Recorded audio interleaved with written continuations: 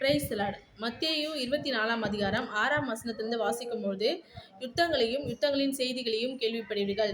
பஞ்சங்களும் கொள்ளை நோய்களும் பூமி எதிர்ச்சிகளும் ஆங்காங்கே உண்டாகும். இவைகள் எல்லாம் வேதனைகளுக்கு ஆரம்பம். இப்போ நடக்கிற சுச்சுவேஷன்லாம் பார்க்கும்போது நிறைய இடத்துல யுத்தங்கள் வருது, கொள்ளை நோய்கள் நிறைய புது புது கொள்ளை நோய்கள் வந்துட்டு இருக்கு, பூமி எதிர்ச்சிகள் உண்டாகுது. அதே மாதிரி பஞ்சங்கள் நிறைய இடத்துல பார்த்தீங்கன்னா பஞ்சங்கள் வருது. இவைகள் எல்லாம் பார்த்தீங்கன்னா நம்மளுடைய வேதனைகளுக்கு ஆரம்பம். இதெல்லாம் எதனுடைய சிக்னிஃபிகன்ஸ் சொன்னால், ஏசப்பா மறுபடியும் இங்கே வரப்போகிறார், பூமிக்கு வரப்போகிறார். எப்படி அவர் இறந்து 3ஆம் நாள் உயிர் தெழுந்து வானத்துக்கு ஏறி போனாரோ அந்த மாதிரி மீண்டும் இந்த பூமிக்கு வரப்போகிறார். மார்க் 13ஆம் அதிகாரம் 29ஆம் வசனத்தை வாசிக்கும் பொழுது, அப்படியே இவைகளை காணும் பொழுது அவர் சமீபமாய் வாசல் அருகே வந்திருக்கிறார். இந்த மாதிரி யுத்தங்கள் அதனுடைய சுச்சுவேஷன்லாம் நீங்கள் பார்க்கும்போது, பூமி எதிர்ச்சிகள்லாம் நீங்கள் பார்க்கும்போது அவர் சமீபமாய் ரொம்ப நியர்பையாக நம்ம கிட்ட நெருங்கிட்டாருன்னு அர்த்தம். அதனால் ஆண்டவர் வரப்போகிறார். அப்படி வருகைக்கு நம்ம ஆயத்தமாகணும்.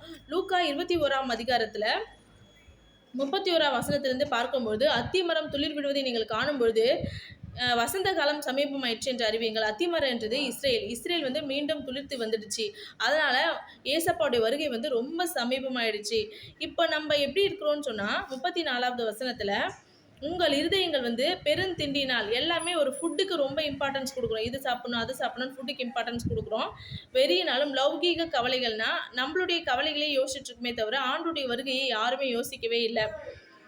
பாரமடையாதபடிக்கு நீங்கள் நினையாத நேரத்திலே உங்கள் நாள் வராதபடிக்கு எச்சரிக்கையாக இருங்கள். இனி சம்பவிக்க போகிற இவைகளுக்கெல்லாம் நீங்கள் தப்பி, மனுஷகுமாரனுக்கு அவர் வரப்போகிறார், அவருக்கு முன்பாக நம்ம நிற்கணும். அதுக்கு நம்ம பாத்திரவான்களாக இருக்கணும். அதுக்காக நம்ம எப்பொழுதும் ஜபம் பண்ணி நம்ம விழித்திருக்கணும்.